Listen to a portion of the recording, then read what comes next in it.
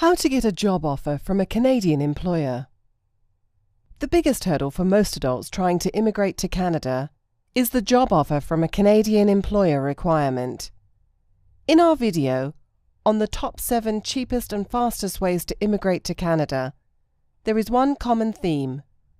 4 of these methods require a job offer from an employer. The others require admission to a Canadian school, to be from a select few countries, or to marry a Canadian.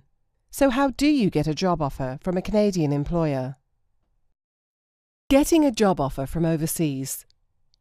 Most of us can't afford to travel just to network or to discuss hiring practices and future career opportunities, and most of us cannot afford international student tuition. Canada's universities can be expensive, or don't qualify to study. The majority of people have to look for a job offer from a Canadian employer from where they are living right now. This is absolutely the hardest part of coming to Canada, and unfortunately, there is no way of making it easier. Do you need a job offer to immigrate to Canada? Some people actually don't need a job offer to work in Canada. Those people can be divided into groups. Professions that do not require a work permit, certain self-employed occupations, certain skilled worker occupations, business owners and investors. However, if you're not in one of these groups, you need a job offer to work in Canada, even if your occupation is LMIA exempt.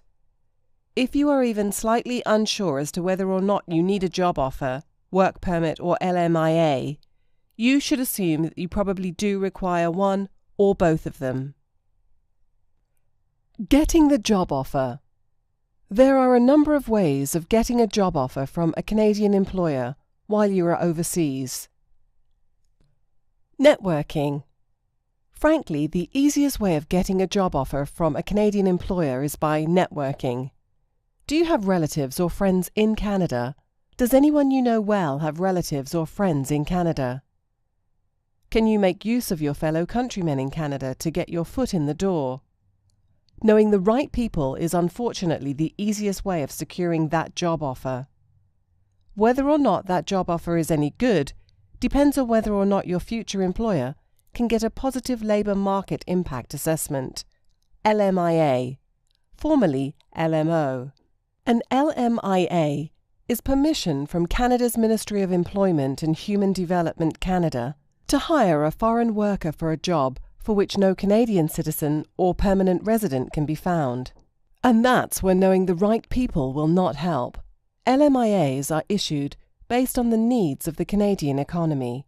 So if your friend knows a guy who needs a new administration assistant, but there are tons of unemployed administration assistants in that area of Canada, you're likely out of luck. Agencies. One of the best bets is to contact multiple recruiting agencies, particularly if you can find one or more focused on your profession. Employers are increasingly relying on external hiring companies or headhunters to find talent.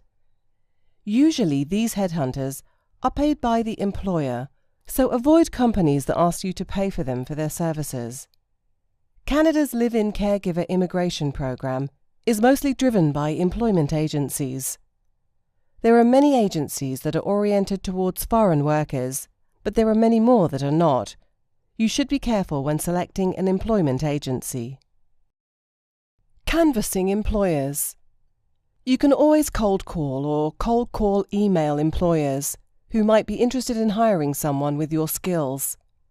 Or you can look at employer websites for job postings, as some employers see value in people who take initiative. If you are a great candidate, the employer may not care that you're overseas. Online resources. The simplest way, but probably the least likely to succeed, is to consult job sites online, as any Canadian would who was looking for a job. Job Bank. Job Bank is the federal government's job website, and it's long been the way Canadians find jobs online, as it's free for both employers and candidates to use. It is probably as close to an authoritative list of all available jobs in Canada as you will be able to find online. However, plenty of employers do not list their jobs on JobBank, particularly if they're using a headhunter or a different online resource. LinkedIn. The social network geared towards professional networking also has a job section, but even if you're not going to use LinkedIn to apply for a job, you should sign up and create a profile if you haven't done so already. Many employers use LinkedIn as a way of vetting prospective clients, so it would greatly help to any job application of yours if it's backed by a LinkedIn profile. Indeed and other private job sites. There are many other job sites in Canada, two of the most famous being Monster. Be sure you use the Canadian site, and Workopolis. However, you might want to try Indeed instead, again the Canadian site, as it compiles job listings from Monster, Workopolis and many other job sites, meaning that you only have to search in one place. There are many other online Canadian job sites, but if you use Indeed, you're likely to have all the major ones covered. Can't find a job. What if you can't find a job through any of these means? Well, unfortunately, that is the surest way to get to Canada if you do not qualify to immigrate as a permanent resident. If you cannot find a job offer, you can try to get accepted into Canadian university or college, but that is extremely expensive even if you qualify. You can try to upgrade your education overseas to see if you can later qualify for the skilled worker or skilled trade streams, or you can save lots and lots of money and try to come as a business immigrant in a few years or decades. Getting a job offer in Canada. Obviously, everyone looking to move to Canada does not already live in Canada, but sometimes getting to Canada first is the best way of getting a job. There are a few ways of doing this. Visiting Canada as a tourist, studying in Canada. Looking for work on a temporary resident visa, TRV. As a visitor to Canada, you are not allowed to work, and if you did work, you could make yourself inadmissible in the future. But you can plan a holiday to Canada and check out the work situation on the side.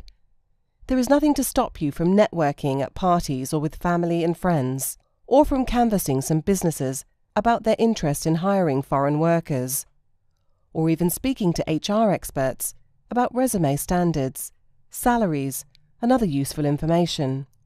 However, you need to travel to Canada for legitimate tourist reasons. If you show up at the port of entry and say you're here to inquire about jobs, you will likely be denied entry. The exception to this is if you are making an exploratory visit as part of preparing to apply as a business immigrant for a provincial nominee program. But those immigrants do not need job offers as they are trying to become employers in Canada. So you shouldn't carry a resume or letters of introduction on you when you enter Canada. If you want to have one with you, leave it in the cloud.